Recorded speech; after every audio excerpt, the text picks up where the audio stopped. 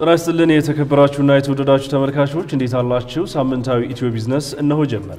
ኢትዮ ቢዝነስ በልዩ ልዩ የቢዝነስ መረጃዎቻችን ስለ ስራና ኢንቨስትመንት ከዜና ባሻገር በትንታኔ የምንመለከታቸው ምጣኔ ሀብታዊ ጉዳዮች እንዲሁም ስለ ኢትዮጵያ ካፒታል ገበያ ትኩረቱን ያደርጋል። ዛሬም እንደተለመደው የተለያዩ በአጫጭርና በዝርዝር ወደ እናንተ የምናደርሳቸው ወቅታዊ የቢዝነስ መረጃዎችን አሰናድተናል። ቃል ኪዳን ታደሰና ጥላሁን አያሌው መረጃዎቹን በማድረስ አብረናችሁን እንቆያለን። ቀዳሚ ወዳደረግነው የቢዝነስ መረጃችን እንለፍ። ኢትዮጵያ በታሪኳ ከፍተኛ የወጪ ንግድ ገቢ አስመዘገበች።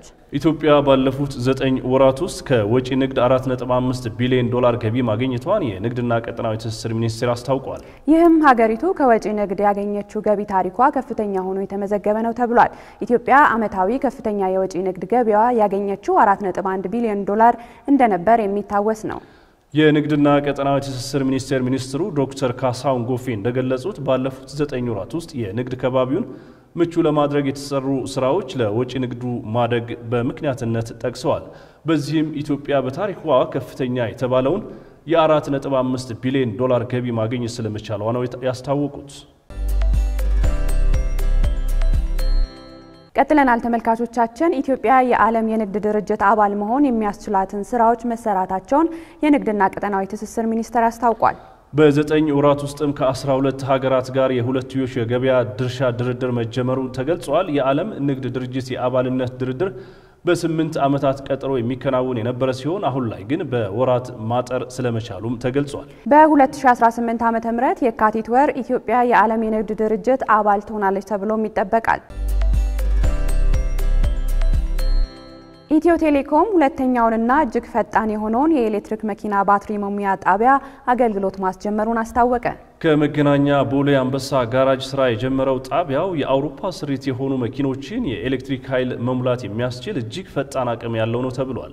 የኤሌክትሪክ መኪና መሙያዎቹ በ1 ሰከንድ 1 ኪሎ ሜትር መጓዝ የሚያስችል የኤሌክትሪክ ኃይል በመሙላት በ15 ደቂቃ ውስጥ ሙሉ 100% የኤሌክትሪክ ኃይል የመሙላት አቅም አላቸው። ኩባንያው ቀደም ሲል 16 መኪኖችን ማስተናገድ የሚችል ጣቢያ ወደ ስራ ማስገባቱ የሚታወስ ሲሆን ከየካቲት 2017 ዓ.ም ጀምሮ ለ14280 የኤሌክትሪክ መኪኖች በኪሎዋት 376575 ኃይል ቻርጅ ማድረግ ስለመቻሉም ገልጿል። አዲሱ የመሙያ ጣቢያ 16 መሙያዎችን ማካተቱንና ይህም ኩባንያው ያሉትን የኤሌክትሪክ መኪና መሙያ ጣቢያዎች ማስተናገድ አቅም ወደ 32 ማድረስ ችሏል። ቀጥለናል ተመልካቾቻችን። አሁን ደግሞ ከውጭ ወደ መረጥናቸው መረጃዎቻችን እናመራለን። የዓለማችን ቢሊዮነሮች በያዝነው ሳምንት ብቻ በአጠቃላይ ከ500 ቢሊዮን ዶላር በላይ ኪሳራ አስተናግደዋል ተብሏል። ይህ የሆነው የአሜሪካው ፕሬዝዳንት ዶናልድ ትራምፕ በበርካታ ሀገራት ላይ የታሪፍ ቀረጥ እንዲጣል ባሳለፉት ውሳኔ የመዋለ ንዋይ ገበያውን በመውረዱ ነው ተብሏል።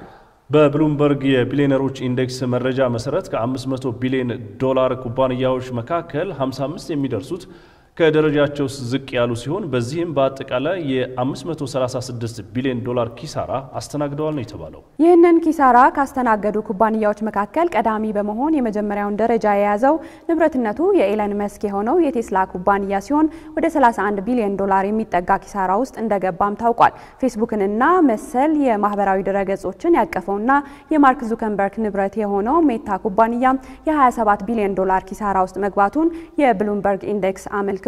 ከዩኤስ አሜሪካ ውጪ ባሉ ሀገራት በከፍተኛ ደረጃ በማምረት ወደ አሜሪካ ምርታቸውን የሚልኩ የአሜሪካ ኩባንያዎች በዚህ የታሪፍ ውሳኔ እጅግ ትርፋማ መሆናቸውንም ይህ የብሉምበርግ ዘገባ አመላክቷል።